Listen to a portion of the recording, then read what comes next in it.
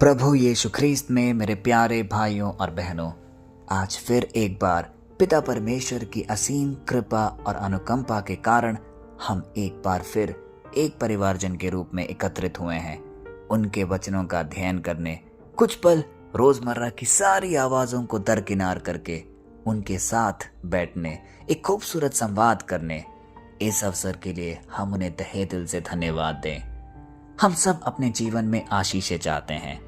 हम चाहते हैं कि जब हम घर पहुंचे, चाहे वो ऑफिस से हो, अपने पढ़ाई करके हो या कोई भी काम करके हो, तो सब कुछ अच्छा रहे, माता पिता खुश रहे, बच्चे खुशहाली में खेलते हुए मिले, या पढ़ाई कर रहे हैं तो अच्छी तरह पढ़ाई करें, कोई बीमार ना हो और ऐसी कोई भी अवस्था ना हो जो हमें निराश करे। लेकिन कभी हमने सोचा है कि ये सारी चीज़ें संभव कैसे होती है? क्या ये हमारे सामर्थ्य से संभव होता है या हमारी बुद्धि, शक्ति या ज्ञान से? प्यारे भाई और बहनों, यह केवल और केवल पिता परमेश्वर की असीम कृपा के कारण ही संभव हो सकता है, क्योंकि यह सब देने वाला एक स्रोत है, और वह स्रोत है परमेश्वर का भय और उसके मार्गों में चलना। आज का यह समय जब हम सब एक परिवारजन के रूप में इस प्रार्थना सभा में उपस्थित हैं, यह एक आत्मविश्लेषण का समय है, क्योंकि आज हम अपने भीतर यह जानने की कोशिश करेंगे, क्या हम अपने आप को पूर्णतः पिता परमेश्वर को समर्पित करते हैं? क्योंकि यह एक आध्यात्मिक जागरण का पल है, जहां हम परमेश्वर की उपस्थिति में अपने जीवन को फिर से समझने की कोशिश करेंगे। बहुत से लोग कहते हैं, हम प्रार्थना तो करते हैं, फिर भी आशीषें नहीं मिल रही। कई ऐसी प्रार्थनाएं हैं जो हम लगातार कई सालों से करते हुए आ रहे हैं, लेकिन हमें उत्तर नहीं मिल रहा। हम मेहनत करते हैं पर शांति नहीं मिलती। हमारा घर बना है पर उसमें सुकून नहीं है। आज पिता परमेश्वर इस वचन के माध्यम से हम सबके सामने एक बड़ा रहस्य खोलने जा रहे हैं कि असली आशीष कहाँ से आती है और क्या वह कारण है जिससे हमारी प्रार्थनाएं निरंतर कई समय से जो हम करते हुए आ रहे हैं, फिर भी वो पूरी नहीं हो रही है। तो आइए इस वचन का अध्ययन करें और जानें पिता परमेश्वर हमसे क्या बातचीत करना चाह रहा है। आज का वचन लिया गया है भजन संहिता से, अध्याय 128, पद संख्या 1 से 2। आइए इसे पूर्ण हृदय और मन से सुनते हैं। धन्य है वह मनुष्य जो यहोवा का भय मानता है। यह नहीं लिखा है जो समृद्धशाली व्यक्ति है या जो बुद्धि और शक्ति में संपन्न है, बल्कि धन्य है वह मनुष्य जो यहोवा का भय मानता है। और आगे लिखा है, और उसके मार्गों में चलता है, क्योंकि तू अपने हाथों का फल खाएगा, तू धन्य और कुशल रहेगा। प्यारे भाई और बहनों, इस वाक्य में ही हमारे जीवन का सारांश छिपा है। हमारे जीवन की भागदौड़, एक ऐसी चीज जो हम सब अपने जीवन में चाहते हैं, वो इस वाक्य में छिपा हुआ है। क्योंकि आज पिता परमेश्वर हमें बता रहे हैं कि सुख, समृद्धि और शांति का असली आधार हमारे भीतर के परमेश्वर का भय और उसके मार्गों में चलने की सच्ची भावना है। आज का वचन कुछ अहम सत्य से हमें रूबरू कराता है। पहला सत्य, धन्य है वह जो यहोवा का भय मानता है। इस वाक्य का क्या तात्पर्य है? यहाँ भय शब्द सुनकर बहुत से लोग भ्रमित हो जाते हैं। क्या हमें परमेश्वर से डरना चाहिए? क्या परमेश्वर हमारा बहुत ही कठिन और बहुत ही सख्त परमेश्वर है? नहीं, ये डर की नहीं, ये आदर और श्रद्धा का भाव है। क्योंकि परमेश्वर का भय का मतलब ही यही है कि उस पर भरोसा करना, उसकी इच्छा को सर्वोपरि मानना और उसके वचन को जीवन का दिशा निर्देश मानना। क्योंकि जब हम अपने जीवन को पिता परमेश्वर के भय से नियंत्रित रखते हैं, तो हम कभी भी कोई बुरा काम नहीं कर सकते। जब कोई व्यक्ति परमेश्वर का भय मानता है, तो वह अपने हर निर्णय से पहले रुकता है, सोचता है, समझता है और फिर अपनी प्रतिक्रिया उत्पन्न करता है। क्या यह बात परमेश्वर की इच्छा के अनुरूप है? प्यारे भाइयों और बहनों, यहाँ जिस भय की हम बात कर रहे हैं, वो एक ऐसा दीपक है जो अंधकार में भी हमारा मार्ग प्रदर्शित करता है। यह हमें पाप के रास्ते से दूर रखता है। जब कोई व्यक्ति इस भय में चलता है, तो वह अपने आप को संयमित रखता है, क्योंकि वह जानता है कि पिता परमेश्वर उसे निरंतर देख और परख रहा है। और उसके अनुशासन में, उसकी कृपा में उसे हमेशा शांति मिलती है। वह दूसरों से प्रेम करना सीखता है क्योंकि उसे पता है कि परमेश्वर उसे निरंतर देख रहा है। परमेश्वर का भय हमें गुलाम नहीं बनाता, इसलिए हमें उससे डरने की कोई जरूरत नहीं। यह हमें मुक्त करता है, वह हमें आजाद करता है, क्योंकि जिस भी बुराई से हम फंसे हुए होते हैं, परमेश्वर के डर के कारण हम उसे तुरंत छोड़ देते हैं और इस प्रकार हम अपने आप को आजाद सा महसूस करते हैं। यह हमें सिखाता है कि असली स्वतंत्रता अनुशासन में है, असली आनंद उसकी ही उपस्थिति में है। दूसरा सत्य, आज का वचन हमें कहता है, धन्य है वे जो यहोवा का भय मानता है और उसके मार्गों में चलता है, और उसके मार्गों में चलता है। परमेश्वर के भय का असली प्रमाण क्या है? उसके मार्गों में चलना, केवल बोलने से ही नहीं बल्कि अपने जीवन में उतारने से। यहाँ चलने का सीधा सीधा अर्थ है लगातार बने रहना। यह एक बार की घटना नहीं है, क्योंकि रोजमर्रा के जीवन में कई ऐसे मौके आएंगे जब हम अपने मार्ग से हट सकते हैं, बुराई की ओर झुक सकते हैं, लेकिन जो व्यक्ति निरंतर सही राह पर चलता रहेगा वही उसके मार्ग में हमेशा सफल रहेगा। क्योंकि यह एक बार की घटना नहीं है, बल्कि यह एक जीवन भर की यात्रा है। आज भी बहुत से लोग कई बार विश्वास तो करते हैं, लेकिन अगले ही पल सब कुछ भूल जाते हैं।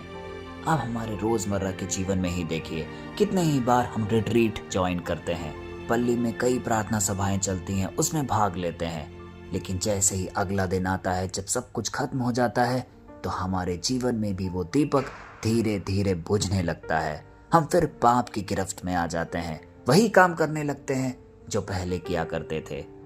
परमेश्वर आज चाहता है कि हम लगातार उसके मार्गों में बने रहें। जैसे कोई नदी हमेशा बहती रहती है, वैसे ही हमारा विश्वास भी लगातार बहते रहना चाहिए, स्थिर, शांत, अडिग और पवित्र। उसके मार्गों में चलने का अर्थ साफ साफ यह है कि अपने हर कार्य में परमेश्वर की इच्छा को लागू करना। जब आप काम पर जाते हैं, जब आप परिवार के साथ होते हैं, जब आप निर्णय लेने वाले होते हैं, हर जगह परमेश्वर की उपस्थिति को मानना और उसे स्वीकार करना। जो व्यक्ति ऐसा करता है, उसका जीवन केवल बाहर से ही नहीं लेकिन भीतर से भी बदलता रहता है। उसका व्यवहार, उसका स्वभाव, उसकी वाणी, सब में परमेश्वर की एक झलक दिखने लगती है। अब आते हैं वचन के दूसरे पड़ाव पे। तीसरा सत्य हमें क्या कहता है? क्योंकि तू अपने हाथों का फल खाएगा।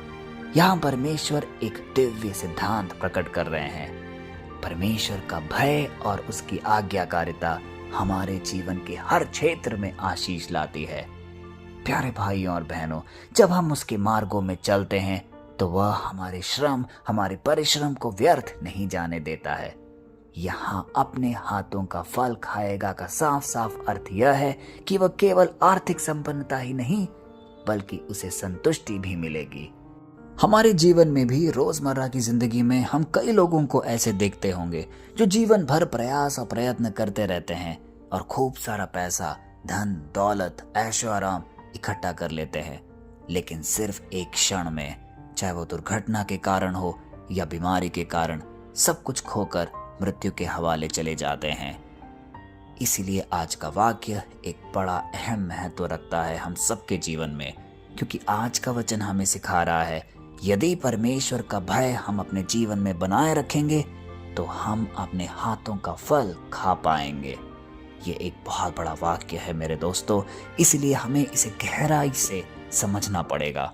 कई लोग अमीर होते हैं लेकिन संतुष्ट नहीं होते। उनके पास सब कुछ तो है पर मन बेचैन है। लेकिन जो परमेश्वर के मार्ग में चलता है वह छोटी छोटी चीजों में भी खुशी पाता है। उसके पास जो है उससे वो तृप्त रहता है, क्योंकि वह ये सोचता है कि जो परमेश्वर ने मुझे दिया है वो पर्याप्त है, क्योंकि परमेश्वर उसके हृदय में शांति निरंतर भरता रहता है। यह वही है जो बाइबल के अनुसार धन्य जीवन कहलाता है। एक ऐसा जीवन जिसमें हर भोजन धन्यवाद के साथ खाया जाता है, हर दिन कृतज्ञता के साथ जिया जाता है। चौथा सत्य, जब वचन हमें कहता है तू धन्य और कुशल रहेगा। पिछले दो वाक्यों में हम साफ साफ देखेंगे कि एक सुंदर वादा का प्रतीक है। यहाँ दो शब्दों का प्रयोग हुआ है, धन्य और कुशल। धन्य का अर्थ है परमेश्वर की कृपा में होना और उसके संरक्षण में जीना, और कुशलता का अर्थ है जीवन का संतुलन, स्थिरता और आनंद बनाए रखना। और ये दोनों चीजें हमें कैसे मिलती है? परमेश्वर के भय को अपने जीवन में ढालकर। परमेश्वर यह नहीं कहता कि तू परेशानी से मुक्त रहेगा, पर वह यह वादा करता है कि तू उसमें स्थिर रहेगा, अडिग रहेगा। जीवन में आंधियां कई बार आएंगी, पर तू नहीं गिरेगा। समस्याएं जरूर आपको झंझोरेगी, पर हम नहीं टूटेंगे, क्योंकि तू यहोवा के भय में चल रहा है। और जो व्यक्ति उसके मार्ग में चलता है वह कभी निराश नहीं होता। प्यारे भाई और बहनों, कितना प्रभावशाली है ये वाक्य जो हम अध्ययन कर रहे हैं, क्योंकि इसके कुछ छिपे हुए रहस्य भी हैं। आशीष बाहर से नहीं, लेकिन भीतर की स्थिति को दर्शाता है। बहुत बार हम आशीष को केवल बाहरी चीजों से मापते हैं, जैसे पैसा, घर, सम्मान, पद।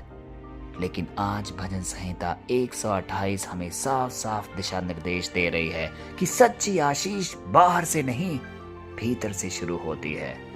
परमेश्वर आज हम सबसे एक बात कहना चाह रहे हैं, अगर तेरे भीतर मेरा भय है तो मैं तेरे बाहर के हर क्षेत्र को छूऊंगा, उसे स्पर्श करके आशीषित करूंगा।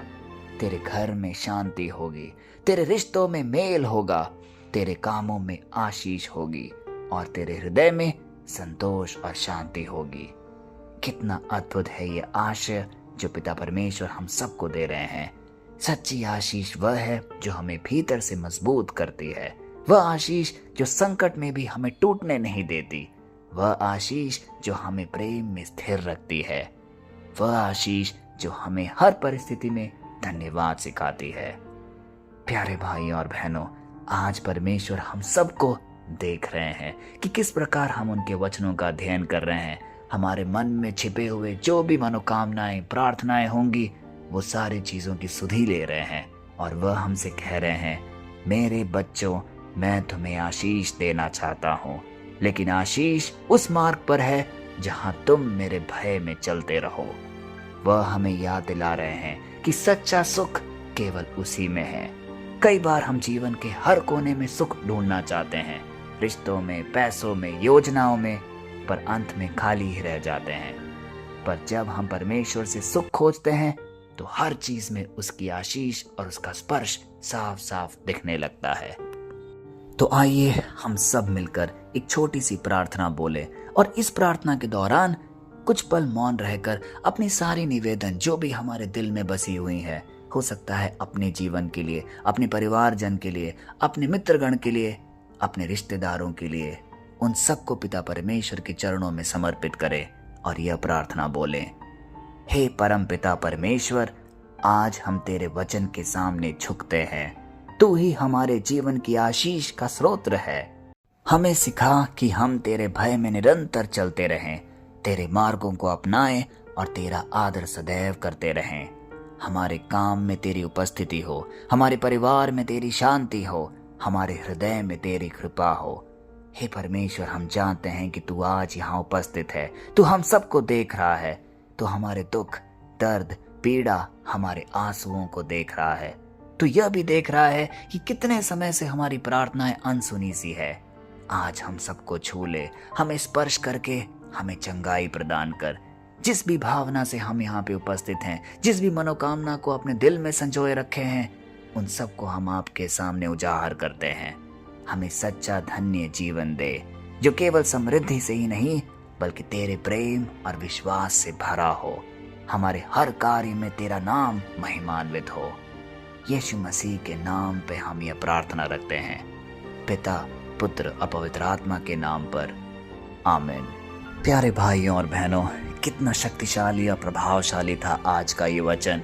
विश्वास करिए कि पिता परमेश्वर ने हमें छुआ है। यह मान के चलिए कि वो हमारे हर राह को सीधा करेगा, क्योंकि हमारे अंदर परमेश्वर का भय व्याप्त है और वह हमें निरंतर सच्ची राह दिखाता रहेगा। हमें कभी निराशा नहीं होगी, कोई बीमारी हमें नहीं छुएगी। हमारी सारी मनोकामनाएं, सारी प्रार्थनाएं निश्चय ही पूरी होगी। यह है पिता परमेश्वर का वाक्य हम सब के लिए। उसका वादा हम सबके जीवन के लिए। आइए इस वचन को कई लोगों तक हम बांटे, क्योंकि यह एक आशीर्वाद वचन है। जिन जिन व्यक्ति के जीवन में ये जाएगा उसे जरूर स्पर्श करेगा और उन सबका जीवन रूपांतरित होगा। यह है हमारा दृढ़ विश्वास अपने सर्वशक्तिमान पिता परमेश्वर पर। कल फिर मिलते हैं, तब तक के लिए पिता परमेश्वर की असीम दया, कृपा और क्षमा में आप सबको समर्पित करते हैं। पिता, पुत्र और पवित्र आत्मा के नाम पर, आमीन।